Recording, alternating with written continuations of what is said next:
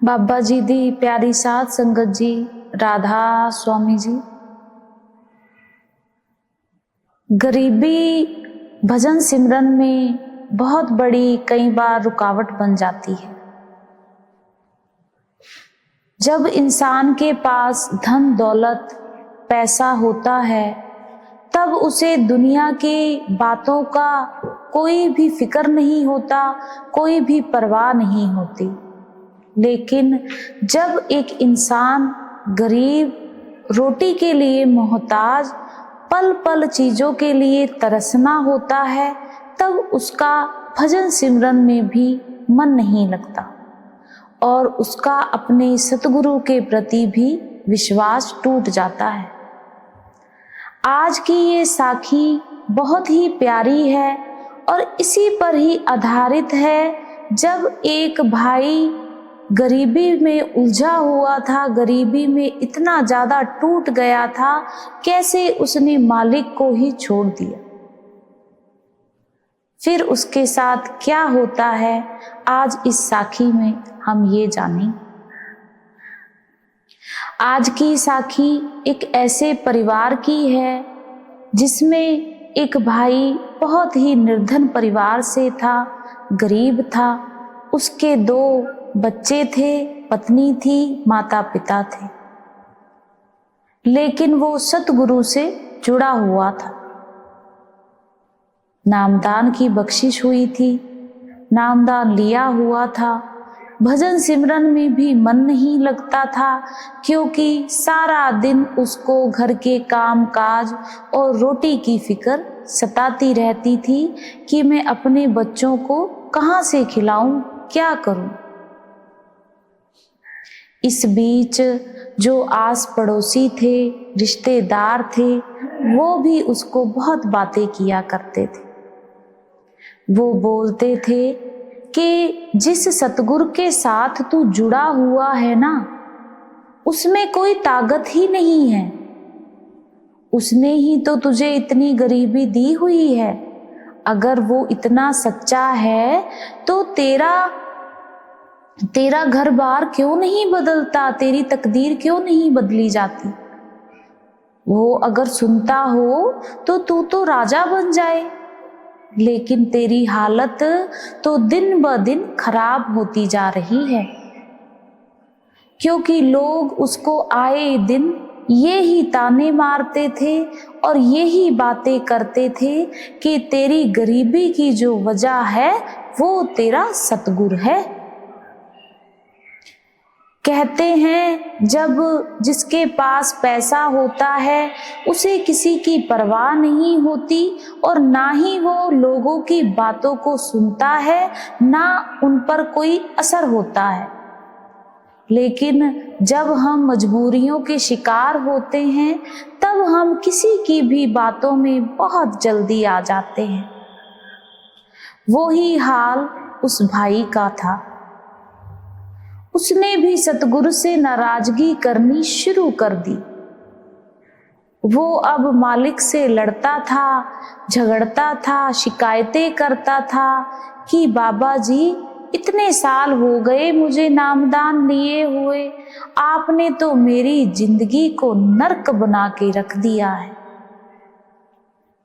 बाल बच्चे हैं, माता पिता हैं, घर बार है, मैं इनका गुजारा कैसे करूँगा जब मेरे पास कोई काम ही नहीं है। जिस भी काम को हाथ डालता हूँ उसी काम में मुझे सफलता हासिल नहीं मिलती।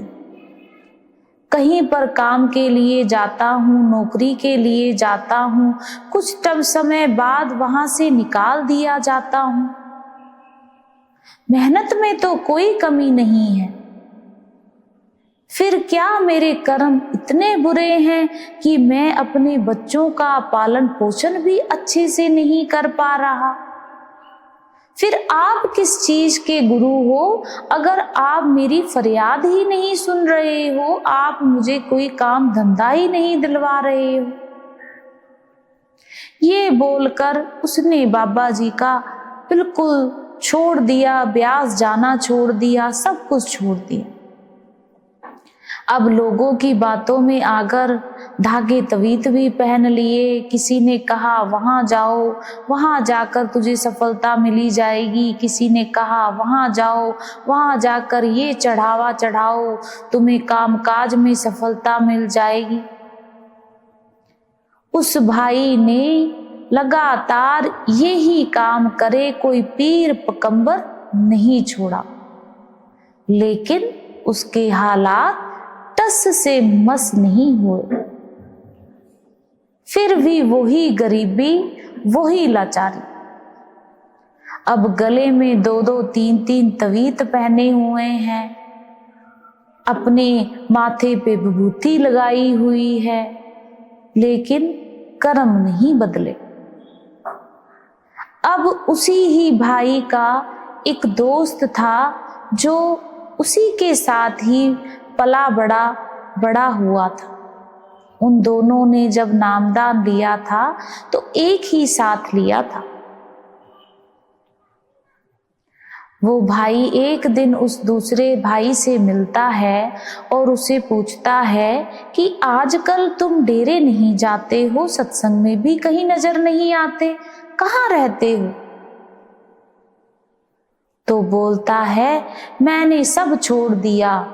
काहे के बाबा जी, मेरी तो कोई बात ही नहीं सुनते हैं, मेरे तो काम काज ही नहीं है, मुझे किसी काम में तरक्की ही नहीं मिलती। अब तुम अपने आप को देखो, तुम कितने अच्छे हो, तुम्हें भी तो मेरे साथ में ही नामदान मिला हुआ था, तुम्हारी किस्मत इतनी बदल गई और मुझे मालिक ने वहीं का वहीं छोड़ा हुआ है। तो उस भाई ने जब उसके गले में तवीत देखता है तो बोलता है अच्छा बाबा जी को तो छोड़ दिया, एक बात बताओ, ये गले में जो तुमने तवीत पहने हुए हैं इनका कितना असर हुआ है, क्या कोई कामकाज मिला? तो वो बोलता है नहीं, उन्होंने कुछ टाइम मांगा है, उन्होंने कहा है टाइम के साथ सब ठीक हो जाएगा। अब वो भाई उससे कहता है कितना टाइम मांगा है? तो उन्होंने अपना टाइम उनको बताया। तो वो भाई दोस्त उसको बोलता है कि ठीक है, फिर उतने टाइम का तुम इंतजार कर लो। टाइम ऐसा बीता कि उसकी जिंदगी के 10 साल बीत गए। दर दर की ठोकरें खाते हुए, ना कोई भी काम करता, अपनी छोटी सी दुकान खोली, उसमें भी उसने घाटा खाया, और अब बच्चे भी थोड़े थोड़े बड़े हो गए थे। अब बच्चों की पढ़ाइयों की जिम्मेदारी भी कंधों पर आ गई थी। अब जो भाई अपने बच्चों को खाना टाइम से नहीं दे पा रहा था, गरीबी के ये हालात थे, वो बच्चों की पढ़ाई कैसे कराए? अब दिक्कतें और ज्यादा बढ़ गई और मालिक से नाराजगी और ज्यादा शुरू हो गई। फिर भी वो बाबा जी से लड़ता था, बाबा जी क्या हो आप, मेरी फरियाद क्यों नहीं सुनते? मेरे बच्चे भूखे रहते हैं, मेरे बच्चे दर दर जाके लोगों को देखते हैं, वो आकर मुझे बोलते हैं, मैं उनसे क्या कहूँ कि तुम्हारा बाप इतने काबिल नहीं है कि वो तुम्हारी खुशियां पूरी कर सके। तब जो उसका दोस्त था बहुत सालों बाद उससे भाई से मिलता है और उसको बोलता है क्या तेरी जिंदगी बदल गई बाबा जी को छोड़ने के बाद? अगर तू सेवा नहीं कर रहा या डेरे नहीं जाता, सत्संग नहीं जाता, सेंटर पे नहीं जाता, तो तेरी जिंदगी क्या बदल गई? क्या तू राजा बन गया? क्या तेरी नौकरी अच्छी लग गई? क्या तेरे बच्चे बड़े बड़े स्कूलों में पढ़ने लगे? वो भाई रोता हुआ अपना मुंह नीचे झुका लेता है। फिर उसका दोस्त उसको बोलता है देख भाई, बाबा जी जब नामदान की बख्शिश करते हैं उससे पहले वहां पर बोला जाता है कि अगर आप यहाँ इस मन से आए हो कि आपको बेटे बेटियों की दात मिलेगी या आपका कारोबार बढ़ जाएगा तो ये सोचना आपके लिए बिल्कुल गलत है। आप अभी यहाँ से उठकर जा सकते हो। तो वो मालिक के आगे आप कौन सी शर्तें रख रहे हो? उन्होंने तो आपको परमार्थ दिखाना है, उस सतगुरु से मिलाप कराना है। इसलिए आपको नामदान की बख्शिश की जाती है कि आप भजन सिमरन करके अपना स्वार्थ भी संवारो और परमार्थ भी सुधारो। लेकिन हम किस चक्करों में पड़ जाते हैं कि नामदान ले लिया, बाबा जी से जुड़े हुए हैं, अब सारे काम हमारे बाबा जी ही कर दें। तो देखो, बाप कभी अपने बच्चों को छोड़ता नहीं है। जब उसने मोहर लगाई होती है तो उसे अपने हर बच्चे का पता होता है कि उसे कब और क्या चाहिए। तो उससे बोलता है कि तुम जाओ, बाबा जी के पास जाओ, माफी मांगो और अरदास करो, मालिक सब अच्छा करेगा। तो वो दोस्त अपने दोस्त से बोलता है, भाई मैं किस मुंह से जाकर उस गुरु से माफी मांगूं जिसके ऊपर मैंने इतना कीचड़ उछाड़ा हुआ है। लोग तो बातें करते ही थे मेरे गुरु को, मैं तो इतना पापी हो गया कि मैं आप भी अपने गुरु को बातें करने लगा, शिकायतें करने लगा, लड़ने झगड़ने लगा। मुझे तो कभी माफी मिलेगी ही नहीं। तो वो दोस्त उसको समझाता है कि वो हमारा पिता है। बच्चे जब कोई गलती करते हैं तो पिता उनको घर से नहीं निकाल देते, उनको अपने कलेजे से लगा लेते हैं। तो वो भाई कुछ टाइम बाद ब्यास जाता है और उस मालिक से बस एक ही अरदास करता है कि मालिक बहुत खुश हूं मैं, बस तू मुझे इतना दे दे कि मुझे किसी के आगे हाथ ना फैलाने पड़े। बस इतना दे दे कि मेरे बच्चों का पेट भर जाए। और वो 2-3 दिन के बाद वापस घर आता है। घर आता है तो शाम को उसका दोस्त उससे मिलने के लिए आता है। जब दोस्त से मिलता है तो उसे जब भी पाके बहुत रोता है और बोलता है, आज मेरे पास भले ही कुछ नहीं है, लेकिन एक बाबा जी ने इतना सुकून दिल में दे दिया कि मुझे ऐसा लग रहा है कि मैं बहुत अमीर इंसान हूँ इस दुनिया का। तो वो भाई आगे से मुस्कुराता है और उसको बोलता है कि मेरे किसी और रिश्तेदार के यहाँ से कॉल आई थी, उन्होंने कोई अपना काम खोला हुआ है, उनको ना एक लड़के की ज़रूरत है, भरोसे वाले। तो मैंने उनको तुम्हारा नाम दिया है, लेकिन तुम्हें यहाँ से दूर जाना पड़ेगा।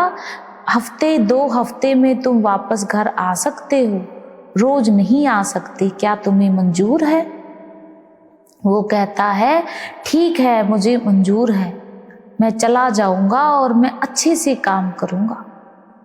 अब उस भाई की वहाँ नौकरी लग जाती है। जब वहाँ पर नौकरी लग जाती है तो वो दिन में अपना काम करता है, रात को जब वो अपने घर पर पहुंचता है, कमरे पर पहुंचता है, तो उस मालिक को पूरा टाइम देता है। पहले वो 1.5 घंटे भजन पर बैठता है, फिर 2 घंटे, फिर 2.5 घंटे, फिर उसका बैठने का जो समय था वो 3 से 4 घंटे का भी हो गए।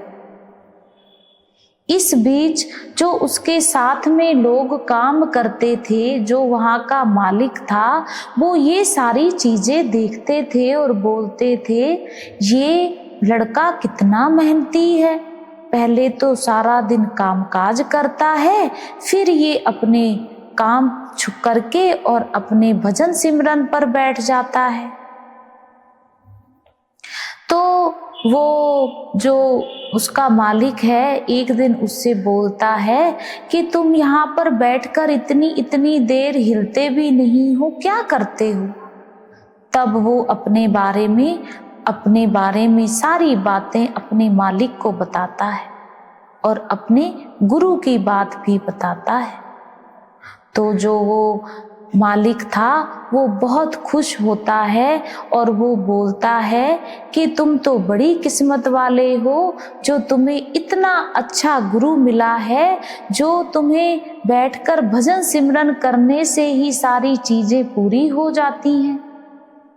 फिर वो उसके घर परिवार के बारे में पूछता है तो वो बोलता है, वो लड़का आगे से भाई अपने मालिक को बताता है कि मेरे बच्चे तो हैं लेकिन वो स्कूल नहीं जाते हैं क्योंकि मेरे पास इतने पैसे नहीं हैं कि मैं अपने बच्चों को पढ़ा सकूं, मैं तो बस उनको रोटी खिला सकता हूं। तो वो जो मालिक था वो बहुत ही हैरान होता है और उस भाई के कंधे पर हाथ रख के बोलता है, आज से तुम्हें किसी भी चीज की चिंता करने की जरूरत नहीं है। तुम अपने बच्चों को अच्छे स्कूल में डालो, जो तुम्हारा यहाँ का काम होगा उसके पैसे तो मैं दूंगा, लेकिन बच्चों की सारी पढ़ाई का खर्चा मैं करूंगा। तुम्हें किसी भी चीज की फिक्र करने की जरूरत नहीं है। जब वो भाई से वो मालिक ये बात बोलता है तो वो जो भाई था फूट फूट कर रोने लगता है और बोलता है, मालिक कमी तो मुझ में थी, इतने साल बस मैं यही सोचता रहा कि नामदान ले लिया, अब तो बाबा जी ने बेड़ा पार करना है। मैंने भजन सिमरन को तो समय दिया ही नहीं, बैठा ही नहीं, अपनी जिम्मेदारियों में ही फंसा रहा, यही सोचता रहता था कि काम कैसे करना है, बच्चों को रोटी कैसे खिलानी। आज जब मैंने पूरा समय उस मालिक को दिया, उसकी याद में बैठा, तो रास्ते भी सारे उसने अपने आप ही खोल दिए। अब बच्चों की पढ़ाई का जरिया भी बन गया और रोटी का जरिया भी बन गया और वो मालिक के साथ भी उसकी लिव पक्की हो गई। तो आज की ये साखी हमें बहुत कुछ सिखाकर जाती है कि जब हम उस मालिक पर भरोसा करते हैं वो हमारी गरीबी अमीरी नहीं देखता। हमारे कर्म ऐसे हैं जो हमें भुगतने ही भुगतने हैं, लेकिन जब हम भजन सिमरन ले लेते हैं तो हमें उसकी याद में जरूर बैठना चाहिए। चाहे हम आधा घंटा बैठे, 1 घंटा बैठे, 2 घंटे बैठे, 3 घंटे बैठे, जरूर बैठे, मन लगे ना लगे। ड्यूटी समझ के बैठना है, अपना काम समझकर बैठना है, बैठना ही बैठना है, तो वो मालिक भी हमारी फरियाद जरूर सुनते हैं। राधा स्वामी जी।